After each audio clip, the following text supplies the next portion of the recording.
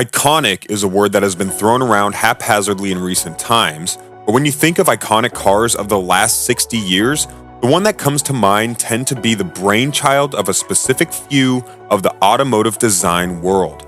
If you look at the cars that plaster the bedroom walls of young boys who vividly dreamt of driving their automotive heroes someday, there is one man who takes the lead: Marcello Gandini. Born on August 26, 1938 to an aristocratic family in Turin, Marcello Gandini grew up deeply immersed in the arts. Marcello's father, Marco Gandini, was an orchestra director, having graduated from the conservatory with a degree in music. His grandmother, of French origin, was instrumental in introducing the late 19th century, early 20th century French composer Claude Debussy to Italy.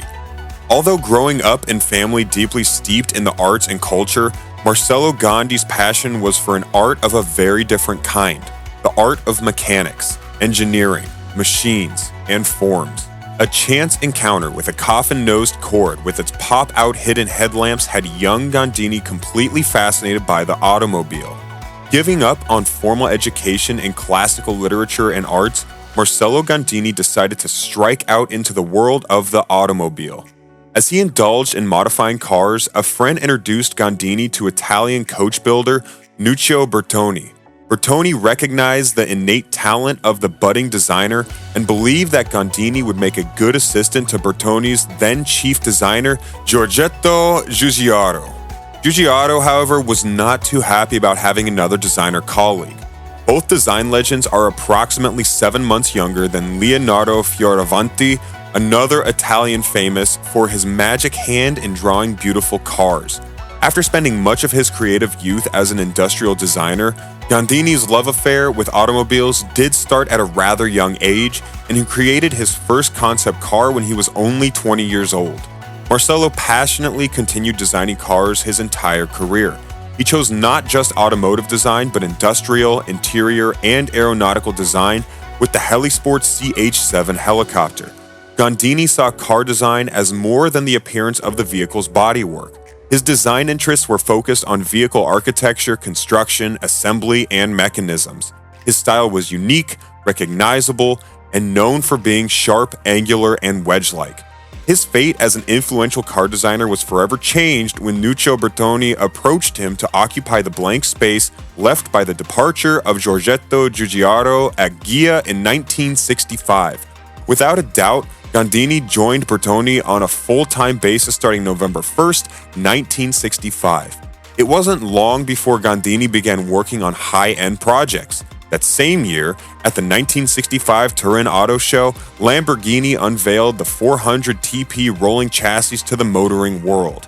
It faced a queue of potential customers and several coach builders hoping to design the bodywork. Ferruccio Lamborghini obviously turned to Bertoni. With the help of chassis developer Gianpaolo Dallara, Gandini designed the bodywork for the car that would be called the Miura. In just 3 months, when the Lamborghini Miura was unveiled in March 1966, it triggered a period of automotive design history that is today recognized as perhaps the most innovative, the most fascinating, and the most controversial. The golden years of amazing shapes, styles, and automotive architecture. 3 years later, Lamborghini cars were established as a Ferrari-Killer with the 350 GT. With this leverage, Don Ferruccio needed a groundbreaking flagship model to continue his fierce attack on his Modena foes. Since there were no boundaries or rules to be followed for this project, young Marcello Gandini put his vision to work and came out with something the world had never seen before. It's pretty common these days to observe a race-ready looking car on the road every couple of weeks or so, depending mostly on exactly what part of the oil-rich countries you reside in. But seeing a mid-engine car on the road in the 1960s was like revealing the face of Virgin Mary while peeling a potato. Jaw-dropping. The Bizzarini-designed V12 engine was a nice complement to the elegance of the car's lines and ultra-low body. This was only the beginning of a soon-to-be fruitful and long-lasting relationship between Marcello Gandini and the Sant'Agata Bolognese supercar maker. Gandini's next job for Lamborghini was on the Marzal concept car. Since the Bertoni studio had been suffering from acute hexagonitis, the car had to resemble in one way or another a hexagon when viewed from certain angles. This criteria, along with Gandini's "let's use a lot of glass on this one" idea, didn't sit quite well with Ferruccio's Lamborghini. The Marzal remained a one-off design. Its heavy use of glass, almost 50 square feet, made the car look more like a collectible spaceship toy and was considered too much even for the most eccentric tastes. Although the Marzal was an outrageous design, Gandini and Bertoni had envisioned it to be almost production ready. For this reason, the car's mechanicals were based on the Miura, and it was a running model. Its mid-position inline six-cylinder was half of a Miura V12. Now, let's fast forward to the late 60s, the era of Gandini as chief designer at Bertoni. His success with the Miura was the flag bearer of his style of beautiful flowing lines, soft edges, and sleek features, but he was about to rip up the drawing pad. At the 1968 Paris Motor Show, the Alfa Romeo Carabo concept car was unveiled. Built on the chassis of arguably the most beautiful Alfa Romeo ever made, the 33 Stradale, the Carabo couldn't be further away from its donor's voluptuous, elegant design. Compared with the other alluring cars of the time, the Jaguar E-Type and Toyota 2000 GT, the Carabo looks like it was built in a different century. It had some pioneering features including scissor doors, which would later be made famous on the Lamborghini Countach. The Carabo was never put into production, but its wedge-like design influenced many cars to come in the future. Bertoni said it was a bold but aesthetically and functionally valid vision of the sporty car of the future. By the turn of the decade in 1970, 32-year-old Marcello Gandini was at the top of his game. In Carrozzeria, Bertoni was recognized as the most progressive and arguably the best automotive design house on planet Earth. After jaw-dropping car designs in the past years, it wasn't a surprise that some of the most important European car manufacturers were part of Bertoni's client list, not to mention some Japanese manufacturers. Even automakers such as Ferrari and Lancia for the legendary Stratos, two who had been Pininfarina loyalists for decades, and Maserati, who had traditionally worked with other designers and coach builders, also turned to Bertoni for specific projects. Bertoni competed in Pininfarina, another legendary coach builder, to secure contracts for designing cars for the best manufacturers. Gandini had worked with an impressive number of manufacturers, namely Lamborghini, Alfa Romeo, and Otto Bianchi. But it was with Lancia that his most outrageous project could become a reality. At the 1970 Turin Auto Show, Bertoni revealed what was going to be the world's ultimate wedge-shaped supercar, the Lancia Stratos Zero. It was so futuristic, so angular, it looked like it had landed from space. It didn't even have any doors. The driver was required to lift the windscreen to get into the car.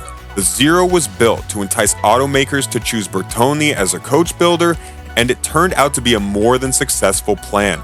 Nuccio Bertoni, head of the company at the time, drove the beauty through the streets of Turin to the Lancia factory, where he had a meeting scheduled. It was rumored that he was refused entry. However, Nuccio cleverly drove the 33-inch high car under the lowered barrier and attended the meeting, which won Bertoni the contract that produced the Lancia Stratos HF.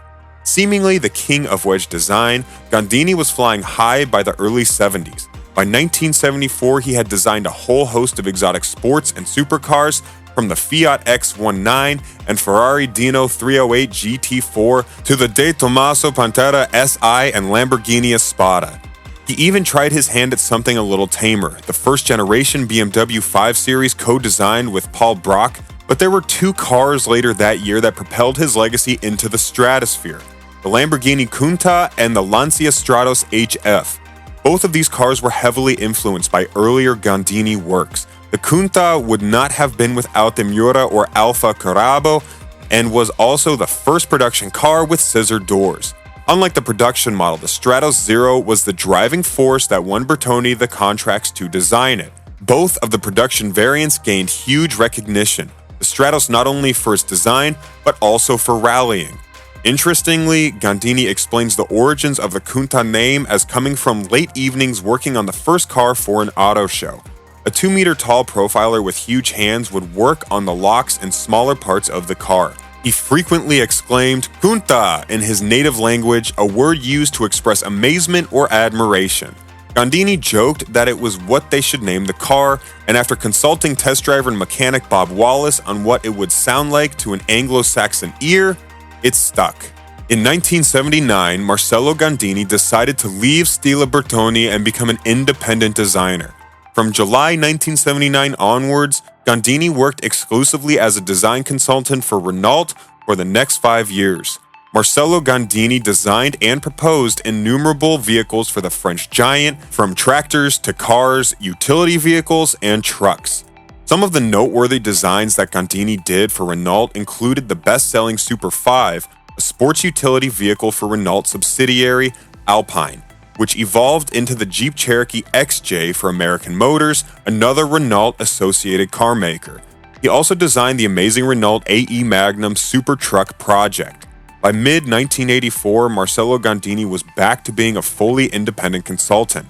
Since then, several critically acclaimed designs sprang forth from Gandini's pen. A proposal for Citroën was a replacement for the CX, a couple of city car concepts for Renault, as well as a Lamborghini Diablo, the P137 and subsequent evolutions, and the P140 Junior League supercar.